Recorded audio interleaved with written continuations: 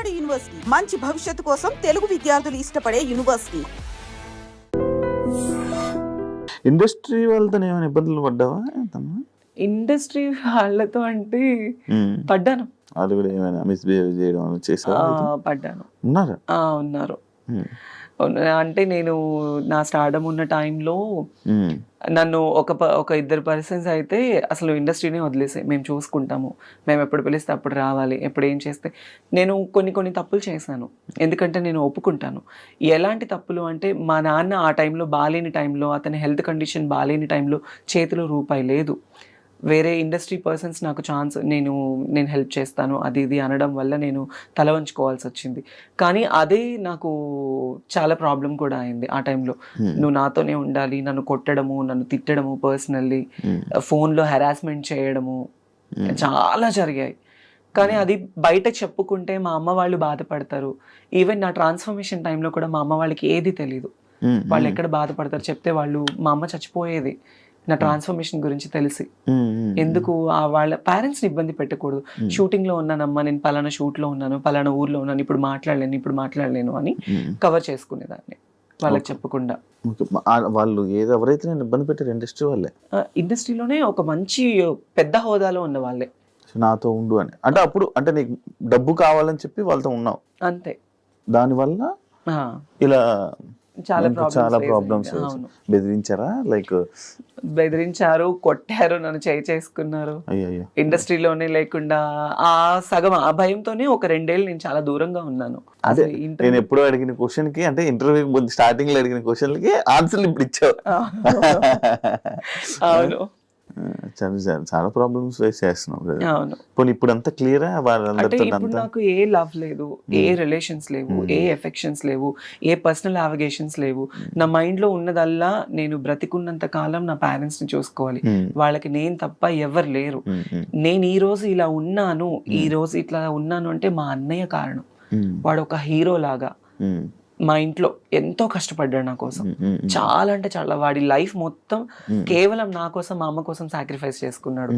Basically నేను ఎప్పుడు మా అన్నయ్య గురించి కానీ మా ఫ్యామిలీ గురించి నేను ఎప్పుడు చెప్పలేదు బయట. మా నాన్న అంటే నాకు చాలా ఇష్టం. తండ్రి ప్రేమ నేను ఎప్పుడు లేదు.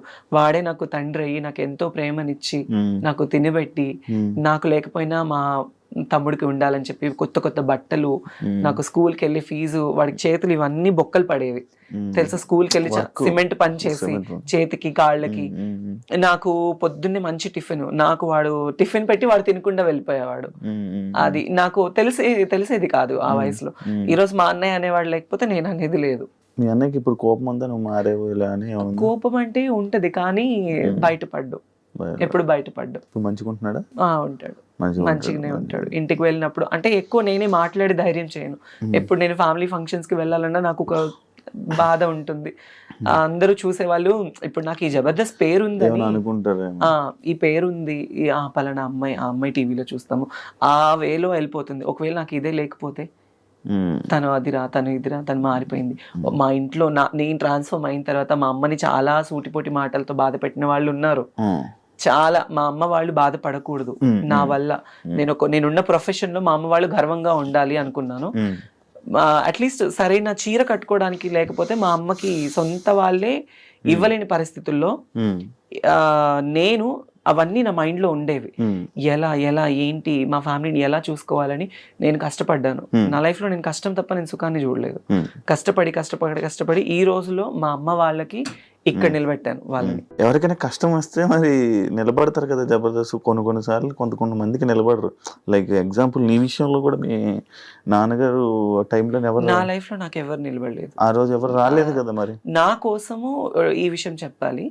నాన్న విషయం అనే కాదు, నేను జబర్దస్త్ నుంచి బయటకు వచ్చిన 2 years నాకు ఒక యాక్సిడెంట్ వల్ల నేను తల సర్జరీ, నాకు ఇది రైనోప్లాస్టీ యాక్సిడెంట్ అయింది. నాకు అంటే పడిపోయా. నేను కార్లో వస్తుంటే ఎయిర్పోర్ట్ కి వెళ్ళే దారిలో బర్రెని గుద్దేసేసి పడిపోయాను అనమాట. సో తలకి చాలా పెద్ద దెబ్బ తగిలింది. ఇక్కడిది ఈ దెబ్బ తగిలింది.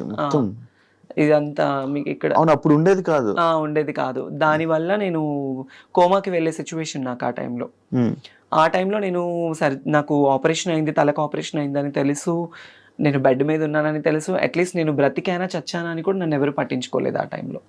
అయ్యా. నాకు ఎవరు హెల్ప్ చేయలేదు, ఎవరు సపోర్ట్ చేయలేదు ఆ టైంలో.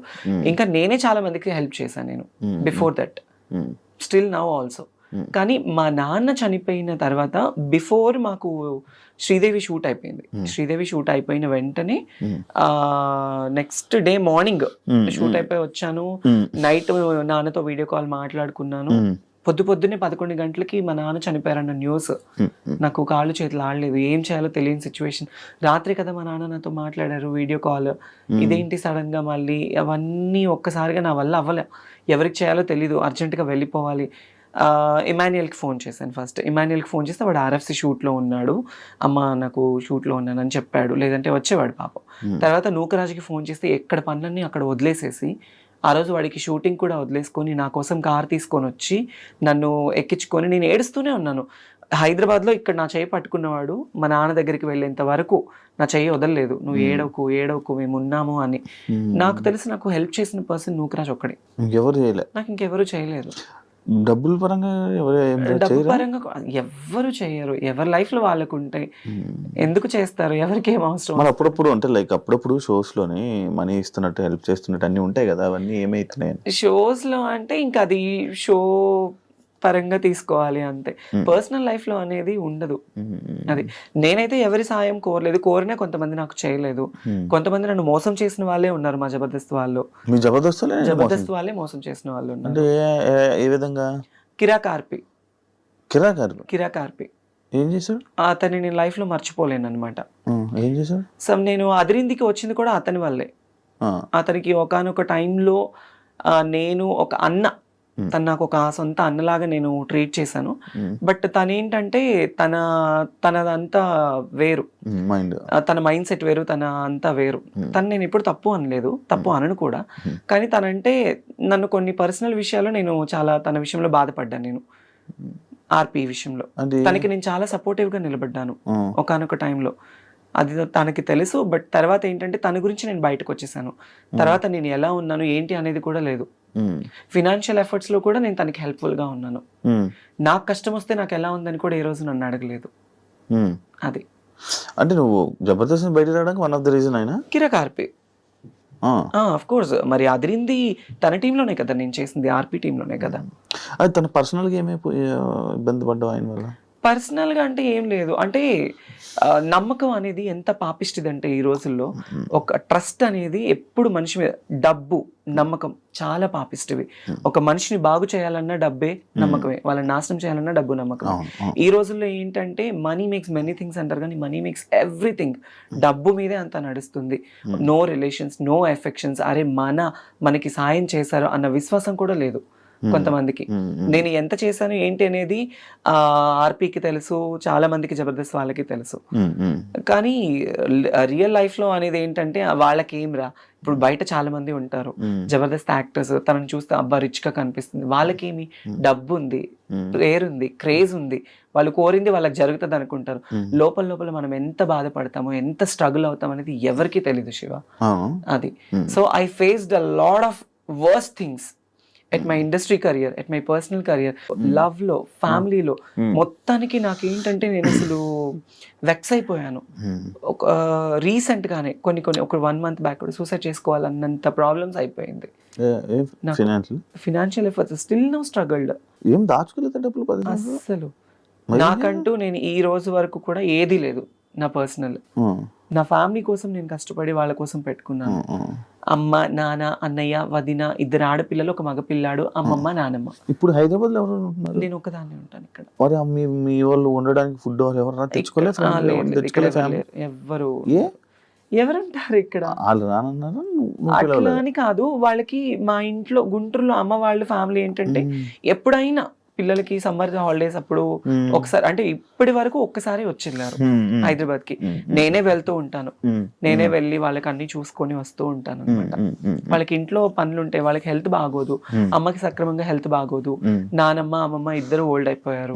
రీసెంట్లీ నాన్న ఎక్స్పైర్డ్ తో అమ్మ ఇంకా డల్ అయిపోయింది. సో అమ్మని ఎందుకు అక్కడ ఉంచానంటే పిల్లలతో ఉంటే కాస్త ఆవిడ మైండ్ డైవర్ట్ అయిపోతుంది, కాస్త హెల్తీగా ఉంటుంది అని చెప్పేసి అక్కడే. ఎప్పుడైనా నేను పిలిచి, నేనే ఎక్కువ వెళ్తూ ఉంటాను కదా, నేను రండి అంటే వస్తారు, వచ్చి ఉండి వెళ్తారు. పెళ్ళి ఎప్పుడు చేసుకుంటున్నావు? పిల్లోడిని చూడాలన్నా నేను రెడీ. చేసుకుంటానా మా మళ్ళీ ఇంటికి సంబంధాలు కూడా వచ్చాయి.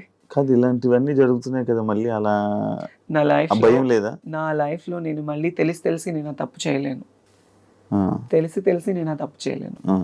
అది నేను స్కూల్కి వెళ్ళే టైంలో ఒక ముస్లిం అబ్బాయిని లవ్ చేశాను. పేరు చెప్పను, లవ్ చేశాను. తను కూడా నన్ను డైలీ సైకిల్ మీద వచ్చి నాకు చాక్లెట్ ఇచ్చి ఇంటి దగ్గర వదిలిపెట్టి వెళ్ళేవాడు. అలా అలా అలా అలా బాగా డీప్ అయిపోయింది. అప్పట్లో చాక్లెట్లు ఇస్తే పడిపోయేవాళ్ళ మీరంతా? అంటే నేనైతే పడిపోయా. డైలీ వచ్చి తిరుగుతూ, అప్పుడు ఇంకా ఇప్పుడున్నది ఏం కాదు, అప్పుడు ఇలా పట్టుకుంటే పింక్ అయిపోయేదాన్ని, అంత తెల్లగా ఉండేదాన్ని చిన్నప్పుడు, ఇంకా బాగుండేదాన్ని. అప్పుడు తన వల్ల ఏంటంటే తను వయసు పెరిగింది, 5 ఏళ్ళు బాగా డీప్ లవ్ లో ఉన్నాము. అంటే అప్పుడు ప్రేమ పెళ్లిళ్ళు ఏమి తెలిసేది కాదు. తను నా మీద కేరింగ్ చూపించాడు, నేను తన మీద అఫెక్షన్ చూపించాను అంతే. అట్లా అట్లా అట్లా దగ్గర అయిపోయి నేను చెప్పాను తనకి, ఇది కాదు, నువ్వు మంచిగా సంపాదించి నువ్వు ఒక పొజిషన్ లో ఉండి నువ్వు 2 కార్లు కొని ఇల్లు కడితే నేను అప్పుడు నిన్ను పెళ్లి చేసుకుందాం మన ఇద్దరం అని చెప్పేది. చిన్నప్పుడు మాటలు ఉండేవి కదా అట్లా. ఆ అబ్బాయి సీరియస్ గా తీసుకొని, నిజంగా అబ్బాయి చాలా కష్టపడ్డాడు. కష్టపడి ఇల్లు కట్టుకున్నాడు, కార్లు సంపాదించుకున్నాడు. సగం నన్ను మోసం చేశాడు బాగా, చాలా డీప్ గా. నాకు తెలిసేది తెలియలేదు. తర్వాత మళ్ళీ నాకు దగ్గర అయిపోయి మళ్ళీ నా లైఫ్ లో ఫస్ట్ తను సంపాదించాలి నువ్వు చెయ్యాలి అన్నానా, ఆ టైంలో నేనే సాయం చేసా తనకి, డబ్బు పరంగా కావచ్చు, అన్ని ఈవెంట్లకు వెళ్ళి. ఇప్పుడు డబ్బు లేకుండా ఉండిపోవడానికి రీజన్ అందరికి సహాయాలు చేసి అందరికి ఇచ్చేసి నాకు లేకుండా నేను అయిపోయింది. ఇప్పటికైనా మారచ్చు కదా, మళ్ళీ నాకు ఒక అబ్బాయిని చూడు, పెళ్లి చేసుకుంటే అర్థమైంది. ఉంటది కదా ఫీలింగ్స్ ఉండకుండా, we're humans, it's basic needs ఉంటుంది. ఉండకుండా అప్పుడప్పుడు నాకు కూడా చాలా ఫీల్ ఉంటుంది, అరే నిజంగా నన్ను ప్రేమించే అబ్బాయి, నన్ను చూసుకునే అబ్బాయి, అట్లీస్ట్ కొంచెమన్నా రియల్ అఫెక్షన్, రియల్ ప్రేమ చూపించే వాళ్ళు దొరక్కపోతారా, మాట్లాడకుండా ఉండలేము, ఉంటుంది కదా. Some time when I feel low, everyday I felt alone every day. ఎందుకు ఈ ప్రేమ నాకు ఇప్పుడు జరుగుతున్న సిచ్యువేషన్స్ చూస్తే పూర్తిగా చచ్చిపోతుంది నా మనసు, వద్దు అని. ఎస్, ఎందుకు అనిపించేస్తుంది. ప్రశాంతంగా షూటింగ్ చేసుకున్నామా, 4 రూపాయలు వచ్చే ఏదైనా ఈవెంట్ వస్తే చేసుకున్నామా, ఫ్యామిలీని చూసుకున్నామా, వాళ్ళు బాగుంటేనే చాలు శివ, నాకు వేరే ఇది ఏమి వద్దు. నాకు ఇంటికి కూడా సంబంధాలు వచ్చాయి, మా అమ్మ వాళ్ళకి కూడా మాట్లాడుకున్నారు. నాకు కజిన్ బ్రదర్స్ 9 మంది, మా అమ్మ వాళ్ళ అక్క చెల్లెలు 4, అందరూ. మా అన్నయ్య వాళ్ళు, నువ్వు ఎందుకు రీసెంట్లీ కూడా నా మీద గొడవ, నువ్వు దీని గురించే లైఫ్ ఇది చేసుకుంటున్నావు, నీకంటూ ఒక లైఫ్ వద్దా, నువ్వు పెళ్లి చేసుకోవా, మేం చేస్తాం అంటే ఆల్రెడీ మా ఇంటికి 2-3 సంబంధాలు వచ్చాయి. నాకు వద్దు, నాకు పేరెంట్సే ఇంపార్టెంట్. పెళ్లి చేసుకుని మళ్ళీ నేను ఆ రెస్ట్రిక్టెడ్ లైఫ్లోకి వెళ్ళి వాళ్ళు పోనీ నన్ను ఏమైనా సొంతగా అమ్మాయి నన్ను స్వీకరించేసి నాకు ఏమైనా పిల్లలు పుడతారా అని చెప్పేసి నన్ను ప్రేమగా చూసుకుంటారనుకుంటే అది లేదు. కొంత మురిపమే, కొత్త వింత పాత రోత, అంతే. కొంతకాలం వాళ్ళకు ఉంటుంది, ఇంకా అంతే. తర్వాత మళ్ళీ యథావిధిగానే అయిపోతుంది. అందుకే ఉన్నంత వరకు అమ్మ వాళ్ళతోనే ఉండి వాళ్ళతో బాగుండాలి అని డిసైడ్ అయిపోయాను.